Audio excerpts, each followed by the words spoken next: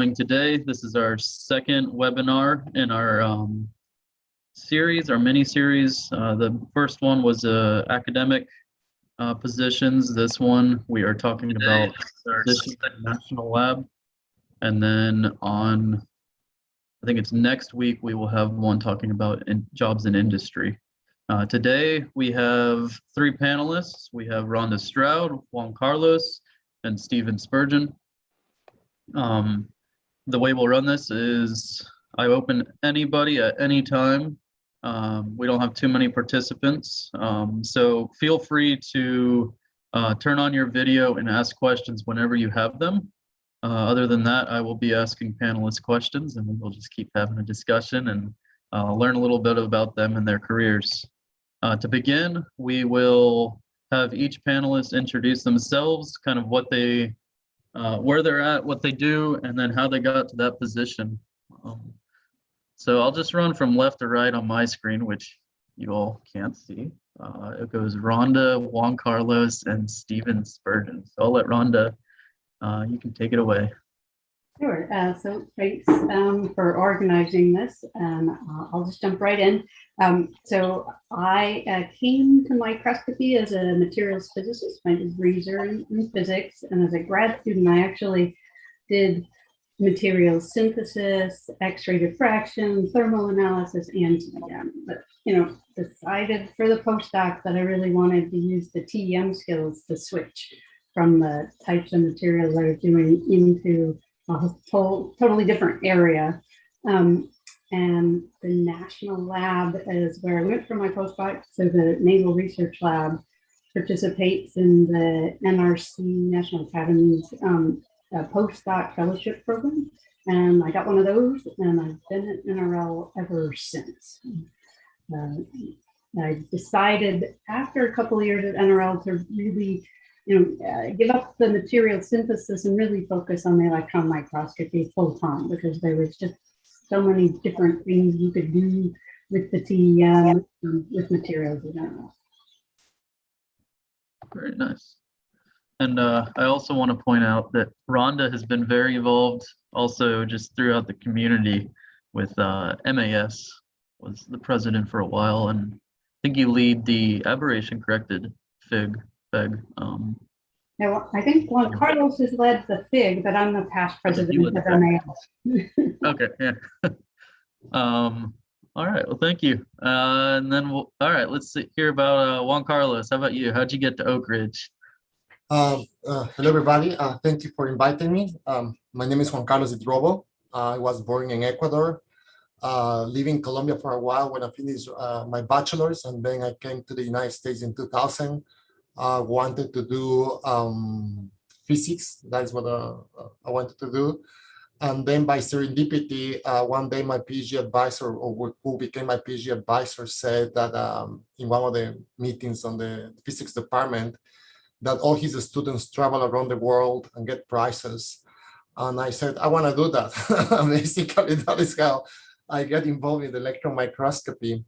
That is the short answer. After that, my PhD advisor moved to California and Davis, and I work in Berkeley National Lab as a PhD student. I got my PhD in Davis. Then I did the electron anisotropy spectroscopy and STEM.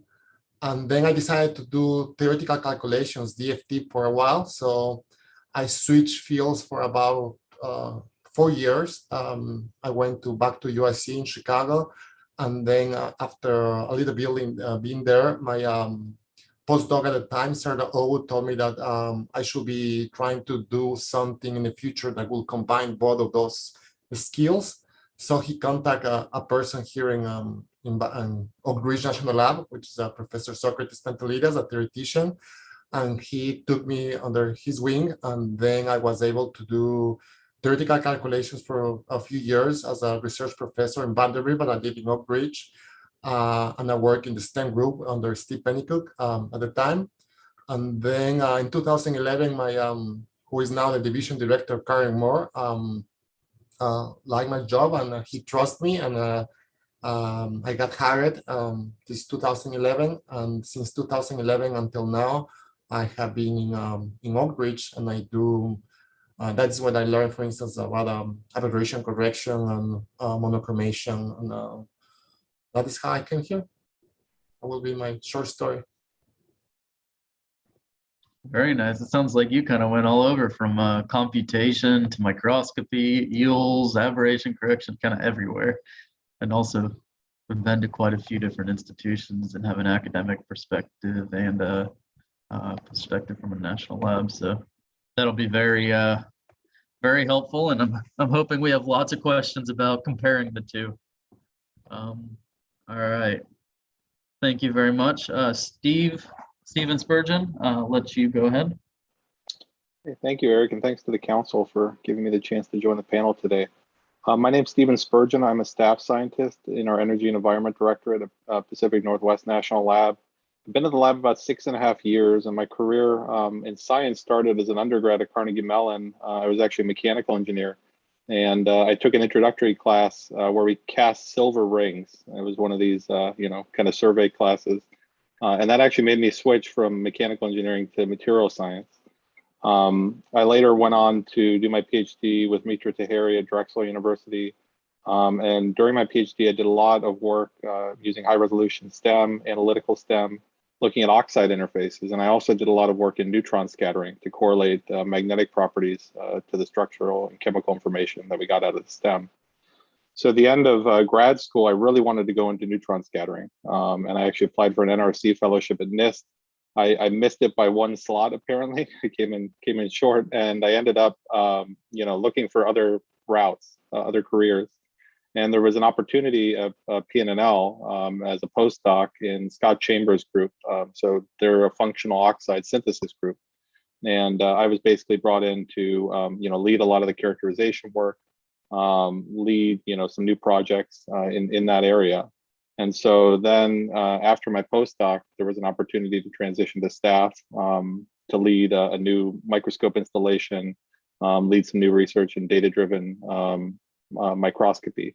And so that's kind of the direction that my career has taken since. And so now I'm a staff member at PNNL, and I lead projects in all those areas. But yeah, there's a lot of kind of turning points in my career throughout that led me here.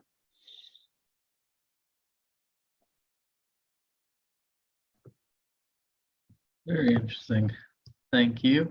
So you missed it by one slot. That is unfortunate, but it looks like it turned out well for you. So that's okay. Thank you very much for your introduction. Before I start getting into kind of the prepared questions that we have come up with, does anybody in the audience have any questions about kind of the people's background, the panelist background, anything they heard? This is very much a live discussion. So if you have any questions, again, just feel free to unmute yourself, turn on your video so we can see your smiling faces. And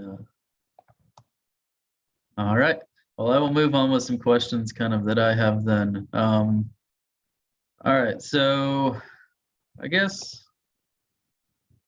one of them, I'll direct the first one at Juan Carlos. So you've kind of had a position in academia plus a national lab.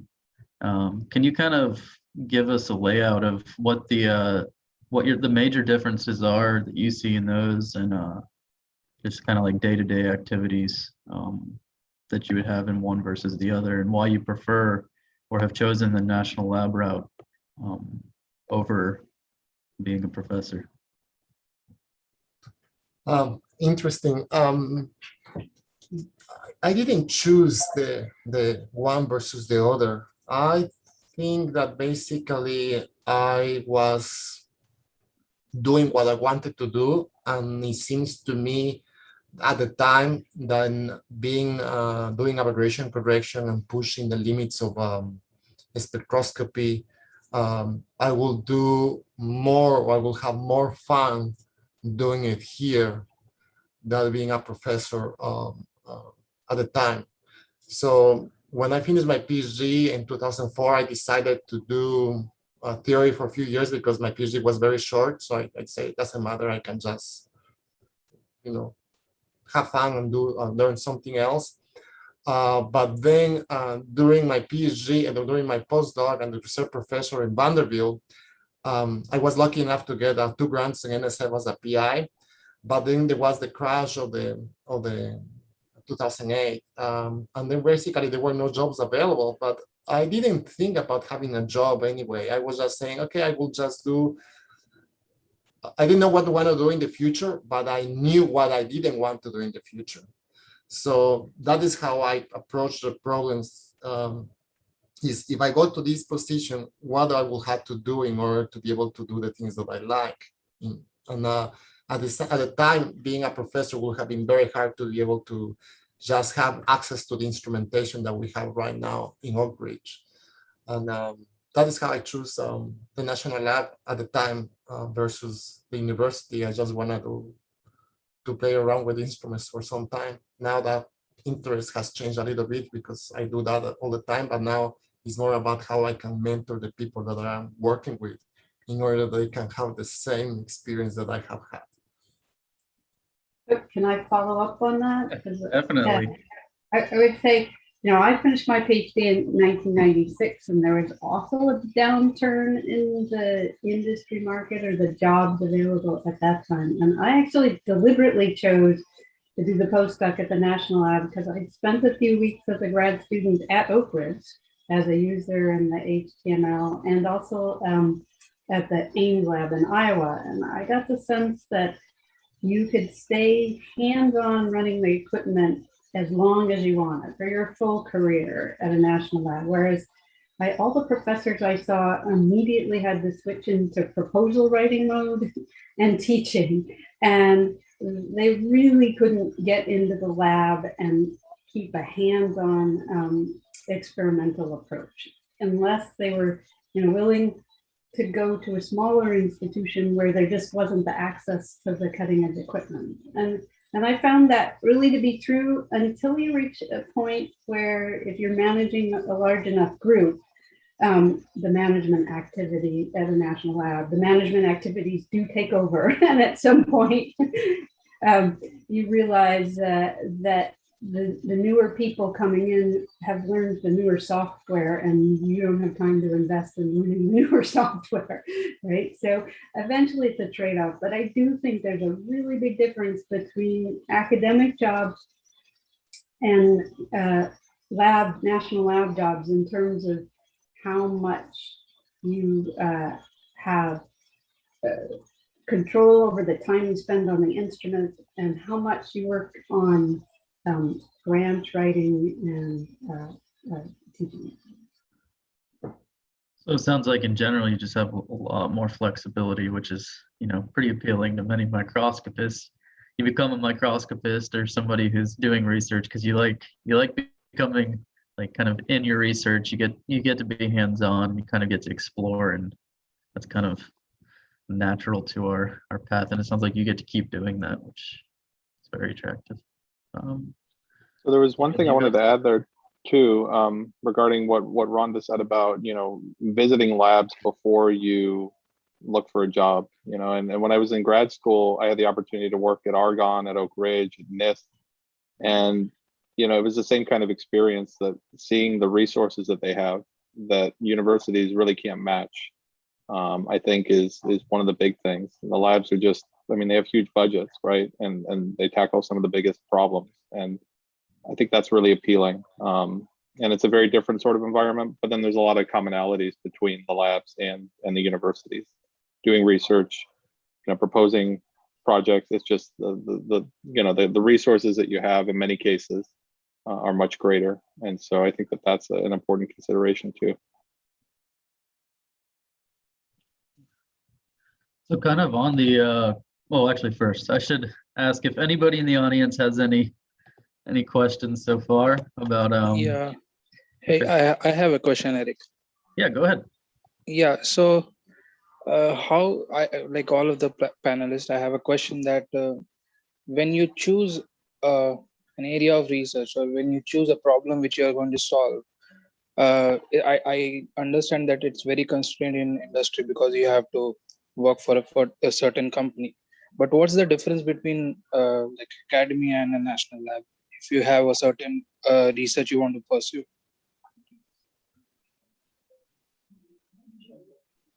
So in academia, if you're a professor, you really can work on whatever problem you can get funded, right? So you go to NSF or you NIH or DOE or Office of Naval Research, and you propose your topic, and it's entirely under your control. At a national lab, it varies with the lab how they direct the funding, whether it's top down or bottom up. So at NRL, it's mostly bottom up. So we come up with our projects and we propose them for internal funding, and then we go out. I have a lot of NASA funded work, but we work on larger teams. The real strength of the national lab is all the other experts and all the other equipment. And a lot more academic professors they're more of an island. The group does many things and participating with a lot of students, less working with other professors. So, but I think, Juan Carlos or Stephen could tell you, I think the DOE funding model is quite different in how priorities are set and what you're allowed to work on. Yeah, I'm following Rhonda's point. So for instance, in Oak Ridge National Lab, you get money from the DOE to do a specific projects. And there is also overhead money that the lab saves every year that allows you to, as a scientist, apply for that overhead and get some money. But the funding, the directions of research are always constrained. So for instance, if I do electron microscopy, and I want to learn how to do PLD on the national lab, and I want to work in PLD, that will not be possible to do. It will be very, very hard. However, if I will be a professor and I get the money to do this growth and this thing outside with the PLD, and I get it funded, I can go and make it happen. If I am electron microscopist, that is not a problem. So you have more freedom with respect to what you can do in a university. In the research areas, while in the national labs there is more inertia in the directions of research that you need to go. Yeah, and I would also echo that, within the DOE in the Office of Science, we have each lab basically stewards core capabilities for the DOE. And so we have specific focus areas that we're really heavily invested in. And as long as your research is aligned with that, you can be really successful. But I think if you want to branch out of that, it's much harder than at a university. As Rhonda was saying, you can go after whatever kind of money you want, and you're encouraged to do that at a university. Versus us, we have more of a hierarchy and process by which we propose ideas to DOE, and how we're perceived by DOE is very fixed. And that's not to say that you can't propose new ideas. I mean, certainly there are opportunities to do that. And we do have the same kind of structure that Juan talked about for, LDRD, which is our lab directed research, where we can kind of propose new ideas, new capabilities, we can bring those in. But it is more rigid in the sense of what you can do and what you can propose. Okay, thank you. And what does that process look like for proposal writing typically? So I know for like NSF and DOE, when a professor writes a grant proposal, there's a longer page limit and that kind of thing. Is it the same type of proposals that we write in as an academic position? So I can speak to PNNL how they do it. It is very structured in the sense that we usually get word that a call is going to come out sometime in advance, right? You start to assemble teams. I mean, hopefully this is the ideal way it works. You have a manager who's responsible for monitoring that particular sector of DOE, and they give you word that something is coming down the pipeline, and then you're assembling teams, you're writing an internal white paper, basically a short version of a proposal that gets competed internally. And then we have a whole process of pink team and red team and all these reviews that we go through to formalize the proposal and to subject it to as much internal criticism as we can before it goes to DOE. Other labs, maybe one could speak to that, how they run things, but that's kind of how we do it at PNNL. I will mention what Stephen said is very similar as a PNNL.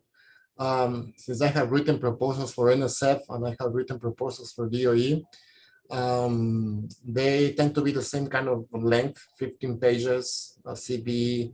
The only difference in NSF, they ask you for broader impacts, in the society. Well, in DOE, that is not the mission of the Department of Energy, so you don't have that area. Otherwise, it's what Stephen said, so I wouldn't repeat what he already said. Yeah, so I'll just add, NRL has an internal proposal process. We do it with white papers first that we compete with inside our divisions, and then if those go forward, you have to make a PowerPoint presentation to the director of the lab and a committee, and then those are reviewed and ranked. And we have some small group proposals, and then they try to encourage collaboration across the lab in certain areas. So we have nanoscience proposals that have to involve a group from at least 2 divisions. There used to be a formula, sort of 3 divisions and a theorist. So you'd have a grower or device designer, a theorist, a spectroscopist, and a TEM or structure people was pretty prominent. So those are on one cycle, but then that covers about 20% of the operating budget of the lab, and the rest is proposals to outside government agencies, all except NSF. And those, I've seen written proposals for ONR, for NASA, and it's like Juan Carlos said, typically the science and technical content is limited to 15 pages. And then there's probably 40 other boilerplate pages that include the CVs, the budget justification, and all of the things specific to the individual agency's mission. So it sounds like overall it's more or less the same types of proposals, except for maybe the broader impacts part for DOE grants. I'm guessing then also the length of that funding is about the same. So you probably spend similar amounts of time writing proposals so that you have reoccurring funding throughout your career as a. It's like a 4-year grant with NSF, for example, is typically what you pull in. Is it the same with the internal and external funding? So I think all the agencies have slightly different, depends on the program. I mean, 3 to 5 years is pretty typical. Say a DARPA proposal is often 5 years with a ramp up year and a ramp down year. And some agencies like to have little short-term proposals to try something out that might be 6 to 1 year. So there's a variety depending on the topic. And I would also add, we definitely have a variety of internal and external money, and especially early on, your big opportunity within DOE is to get an early career proposal, and the odds of getting that are really slim. So typically you're brought in, it depends again on where you're at at the lab, you're brought in on an existing BES program as a postdoc. As you transition to staff, your cost goes up, and so you end up diversifying a bit. And you may have a mix of internal and external money, and things are, overlapping, and you try to work out the timing. If you work at a user facility, like Juan does, or our user facility, EMSL, some of your support may come from that as well. So it is kind of a mix, and there are, I would say, a lot more opportunities for internal money at the labs than there are, at a university. You get a startup as a professor, and then you got to go after external grants. The labs have a lot of other routes to funding that may not be apparent to people from the outside. But you just brought up a key difference that there's generally not startup with the national lab. So generally you're brought in on an existing program and try and eventually propose for some money that's in your own name instead of the existing program. But some people find that a little shocking that they don't get a pot of money right off the bat to go in the direction they want to go. You have to figure out how you fit into a larger puzzle with funding. Yeah. So you're not so much starting a group, you're joining a group and then kind of building yourself up is what I'm hearing. Exactly, yeah. Makes sense. But as And a postdoc, generally you're shielded from all of that funding worry and proposal cycle. It's only after you're trying to make that transition to staff that you have to really pay attention to how that works. And definitely with DOE especially, you know, it takes a long time to build up a program, and you have these kind of giants who've been leading things for a long time, and you're part of their group. And over time, you build that rapport with the program managers. You have more and more opportunities to propose things, and eventually, you know, you may get the shot to lead something yourself. There may be other cases, but that I think is a very common sort of occurrence. Okay. Do we have any questions from the audience on those subjects?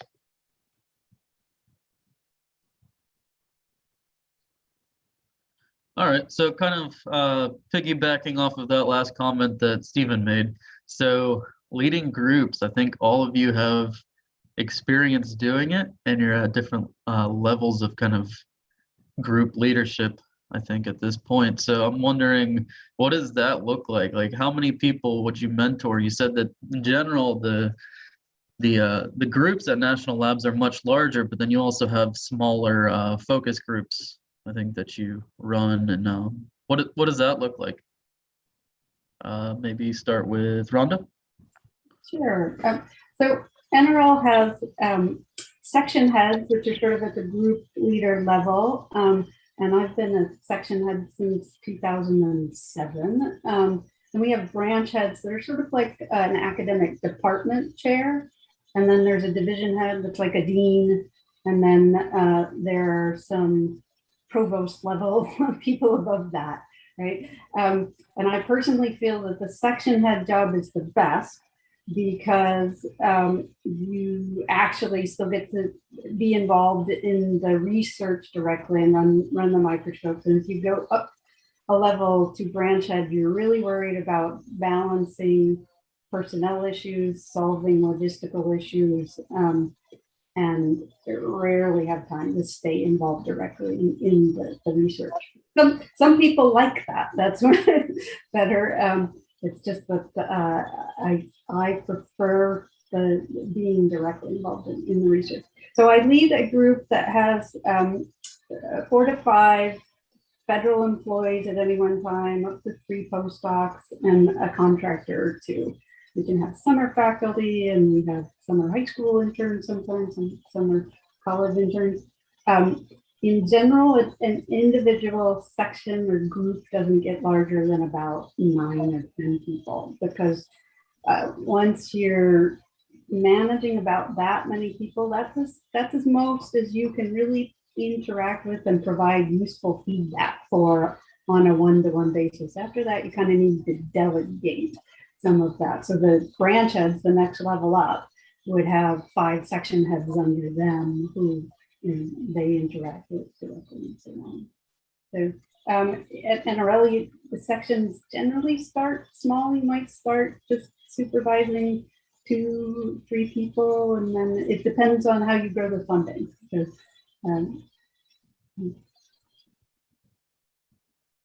And as a section head, you're responsible for acquiring the funding for. Yeah. So this is what can keep me up late at night, is making sure are we making payroll, and every 2 weeks I have to sign off on who's charged to what account number, and various different account numbers, and so that you want to nurture or help mentor people in developing their own lines of funding, just to keep the whole operation running. Juan Carlos, I saw you unmute yourself. Yes. Lots of smiling there. No, I was just thinking. I am a group leader since 6 months before the pandemic, so that will be 2019 October.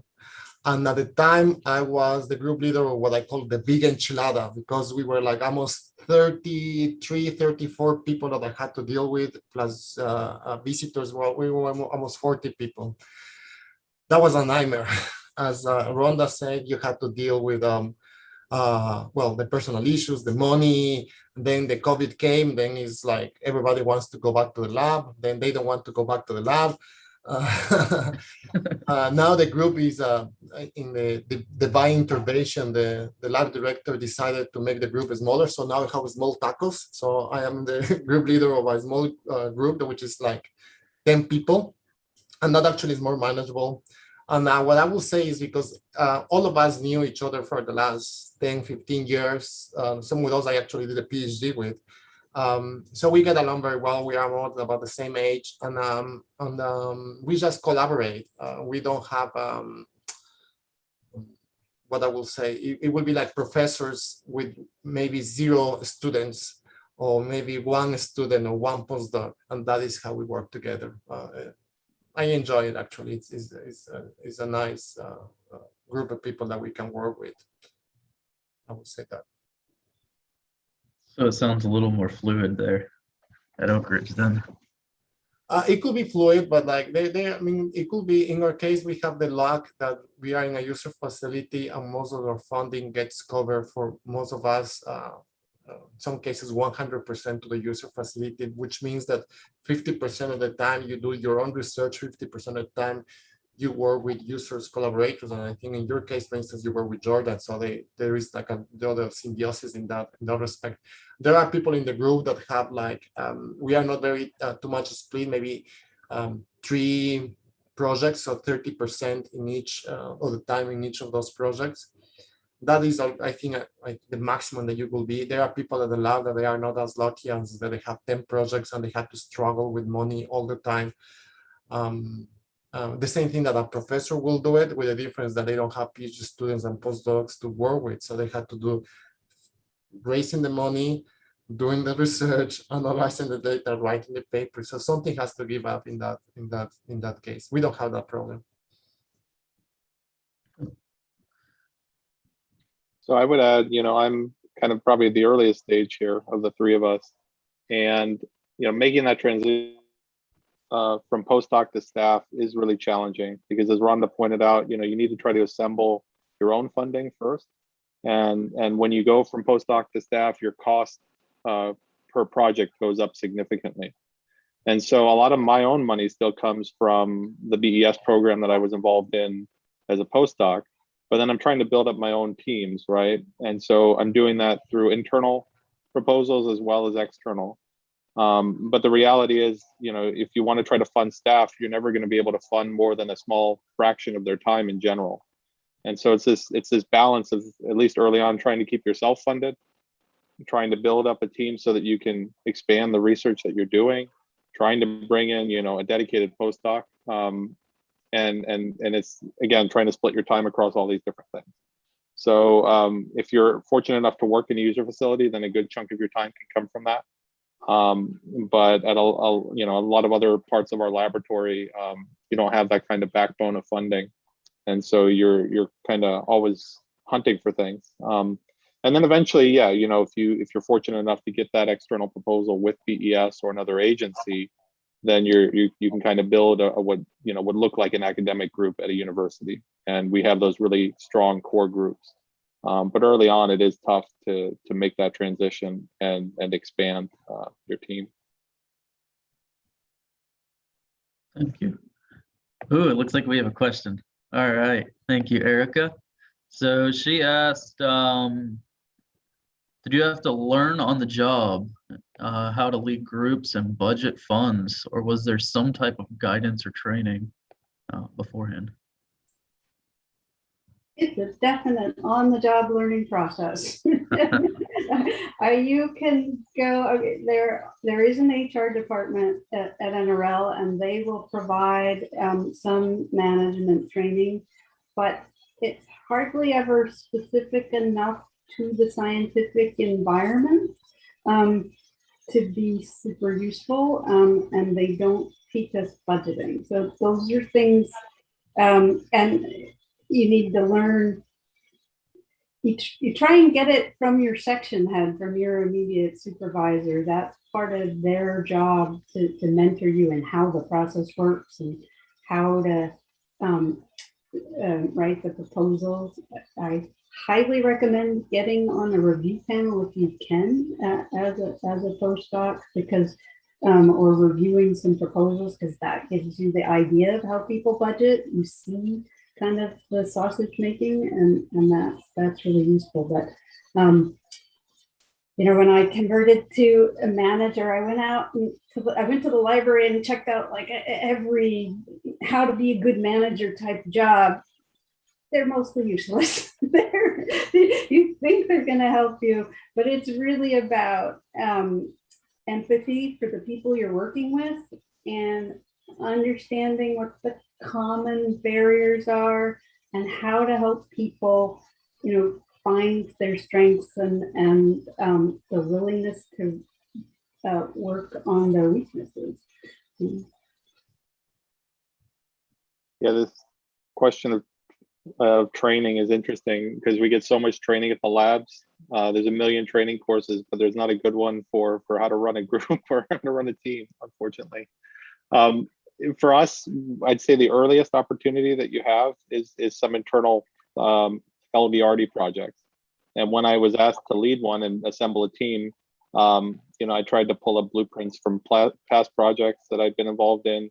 But you're very much, you know, well, not really on your own, but you kind of have to define things for yourself, and you have to go out and ask people, and sometimes things don't work out, and you learn from each project. But yeah, it is a very much on the job sort of thing. Yeah, I will say the same thing. When I was actually, I had a luck that when I was a PhD student, my PhD advisor told me to help him with the proposal writing. And at the time, actually, the proposal, what I will help him with, it was to put a reference together. But then I was able to see the proposals that he was writing and then how the proposals were written. And then after that, I became, when my first year of postdoc, my PhD advisor told me actually to apply for an NSF grant. So I became a research professor, and I wrote a proposal that actually got funded. My first proposal got funded. So after that, everything will go down. Anyway, I got funded, and then it was a very nice process on how, you know, the thing works. And then here at the lab, because I was involved in that and I was involved with NSF, then I went to panels in NSF, and I have been participated in several panels, and that is a very nice experience to see how what it is a good proposal and what is a bad proposal. Why do they get funded? Why do they don't get funded? You learn a lot about that process. Respect to managing people, that is, I don't know whether you can, it's like, I'm not a parent, but I guess that you don't have a teaching school for that. And that you have to have empathy. In my case, for instance, I was lucky enough that I don't like to be told what I should be doing. And I had the luck that I never had somebody to tell me that. And based on that, I just use the same approach to the people that I work with. And then once in a while, the only that I need to do is advise them to just change the direction in one way or another, such a way that they don't hit the same roadblocks that I have, you know, gone through when I was younger. And sometimes I had to tell them, don't do that, because under the DOE rules, that is not allowed. But otherwise, it's kind of organic. You have to have empathy with people, what they want to have, what they don't want to have, the way that you talk to them. Some people like to be more direct, some wants to be more indirect. It's something that you will learn to the job. Is like when you are talking with new people that you meet, you have to learn how that people communicate with you, and all these cues in the social interaction is something that you learn with each person at a time. I would say so. Yeah, thank you, Juan Carlos. So one thing that was actually first, do we have any other questions from the audience? No? One thing that has been brought up a few times is the numerous resources that you have at a national lab. I guess that's referring to just how many people are there, but also equipment. How does it work for equipment itself? I mean, getting access to equipment, getting new equipment, that type of thing, because that's what helps improve the lab and help it continue, right? One of them. Rhonda, do you want to start that one? Sure. So NRL has its own process, and there is a pot of money set aside or pulled out of overhead each year for large capital equipment projects, so new instrumentation, and only things $500,000 and up can draw in that pot. And those are, there's something around $20 million a year, which doesn't go very far when there's 1,500 scientists on board, right? So you have to compete with that and for it, and there's a couple-year process for justifying it. To supplement that, you can go out and propose to other agencies. So my aberration-corrected microscope was, paid for 2/3 by NASA, 1/3 by NRL, because it was clearly applicable to a particular NASA program. That's unusual. Most people that try and make the case inside the lab and try and show how many users, how many programs, what's this really going to benefit at the lab over the lifetime of the instrument, and knock on doors and bend people's ears and make the case.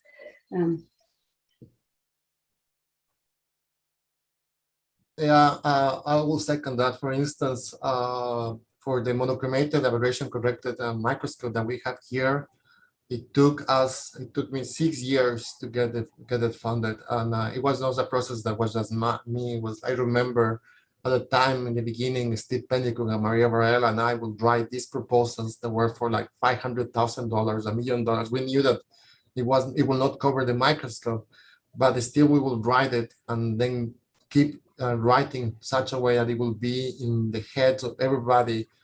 When the time came and there was the pot of money that the lab saved for serendipity, we were beating against, for instance, at the time I remember, for a fire truck for the lab. So it was a fire truck for the lab or electron microscope. I'm not kidding you. And then we got electron microscope.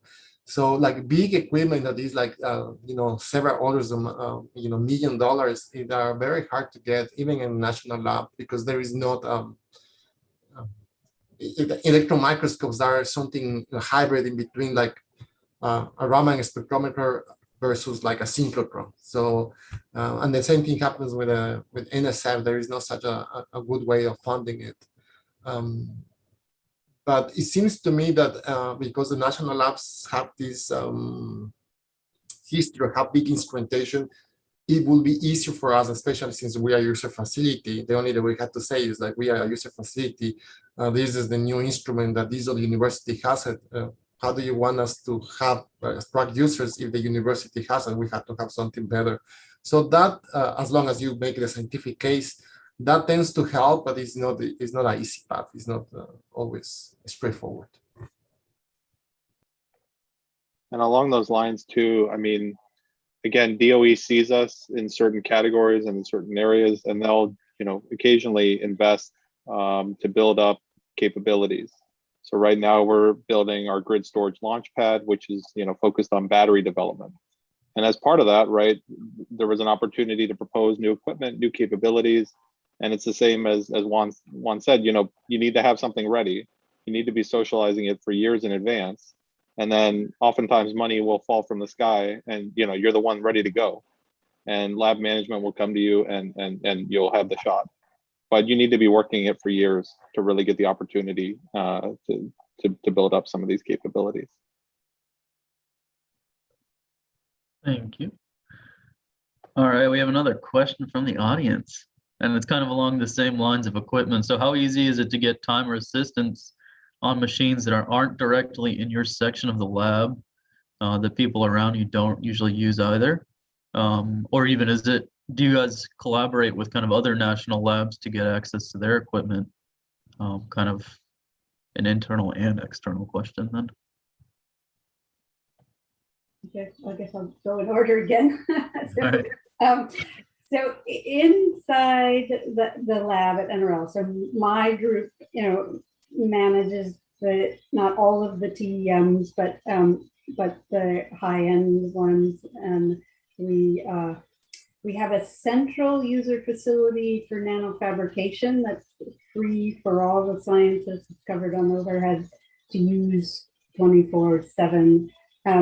But individual other things, say if we wanted an MBE grown device or a PLD film, some other group does that.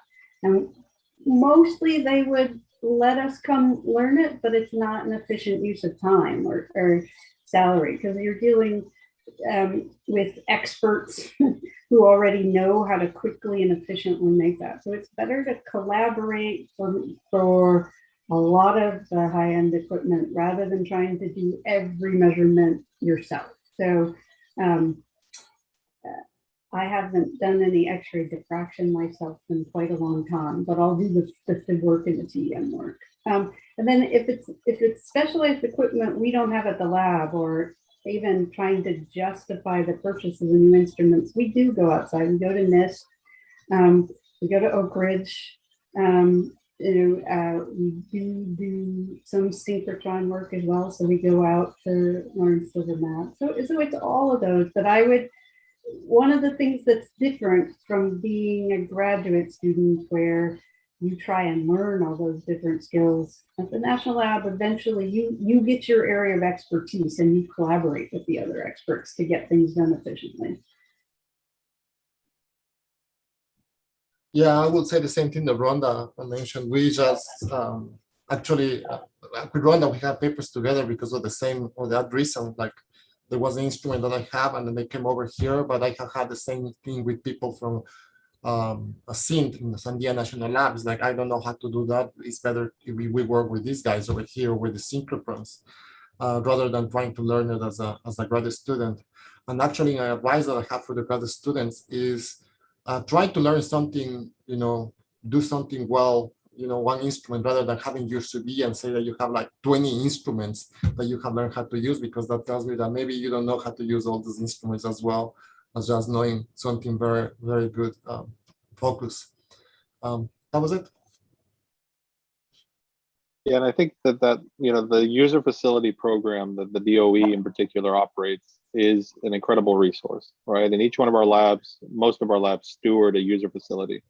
And so we have different equipment available through different programs, but then the user facility is something that we ourselves can apply to and get access to those resources, or we go to other labs. So I think that's one of the biggest things, is you just have these immense capabilities that you can get relatively easy access to, or if your own lab doesn't, you go to another lab, and that's encouraged. It's not that you're your own island, basically. Thank you. All right. We are getting towards the end of our time here. Do we have any other questions from the audience? Now's the time to ask it.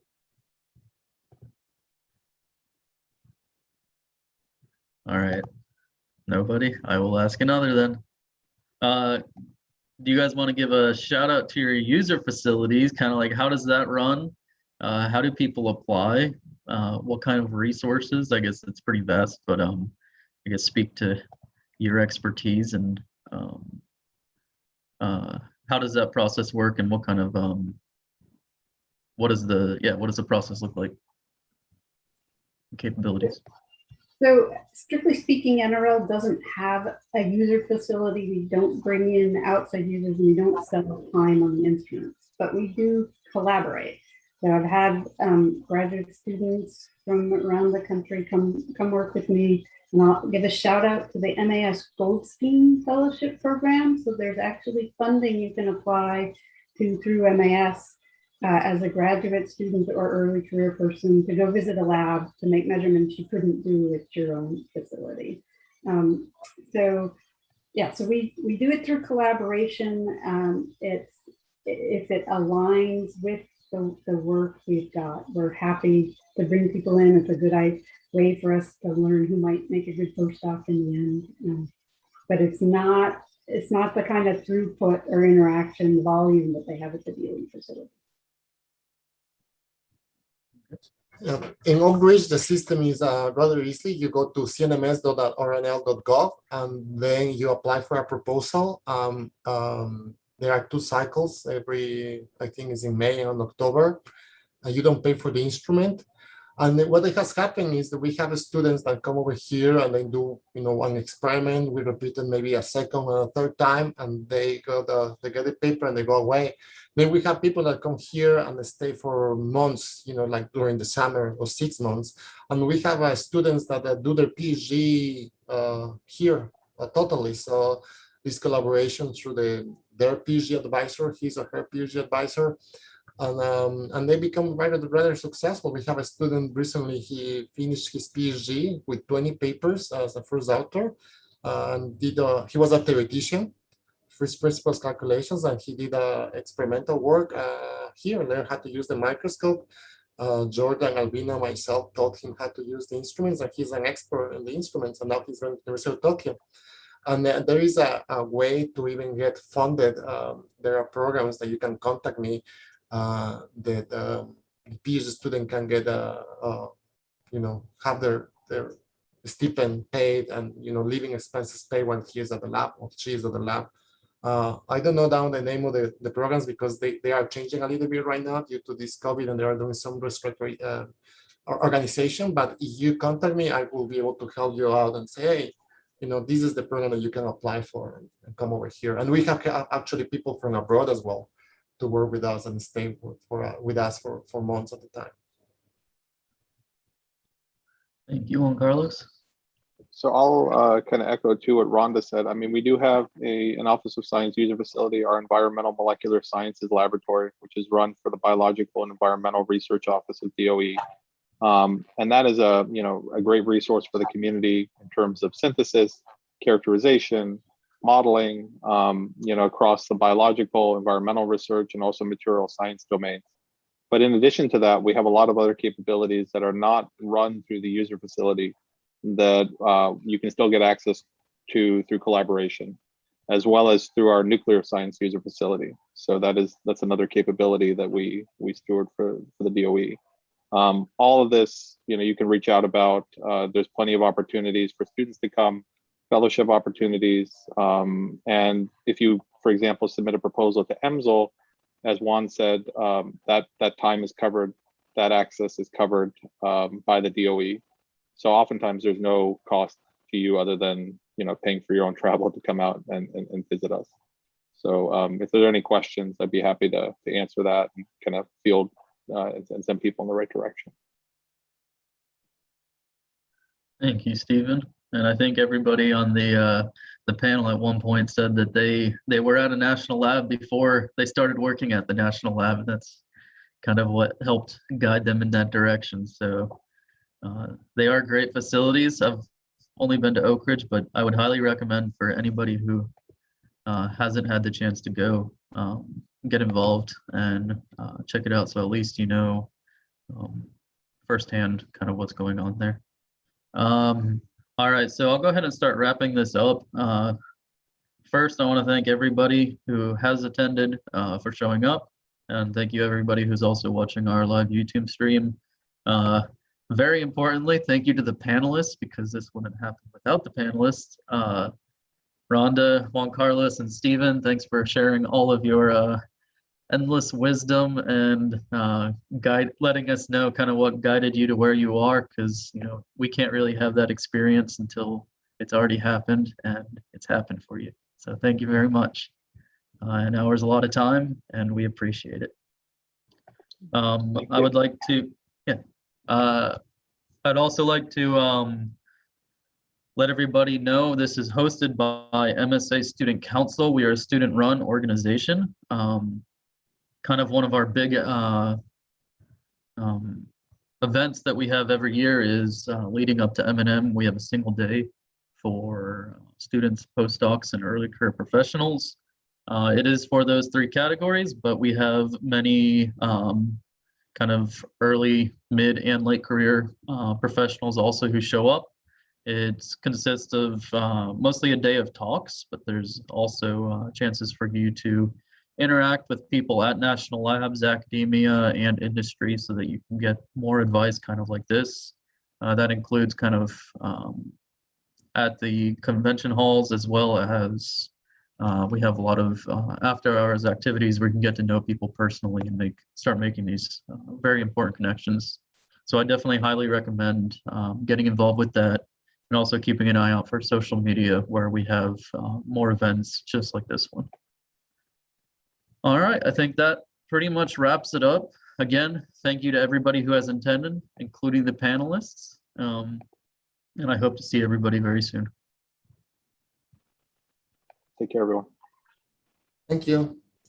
Thanks. Yeah, thank you all. That was very insightful. I learned a lot, right? I mean, I've heard bits and pieces here and there, but this was dedicated to learning about National Lab, and there are things I kind of knew, but also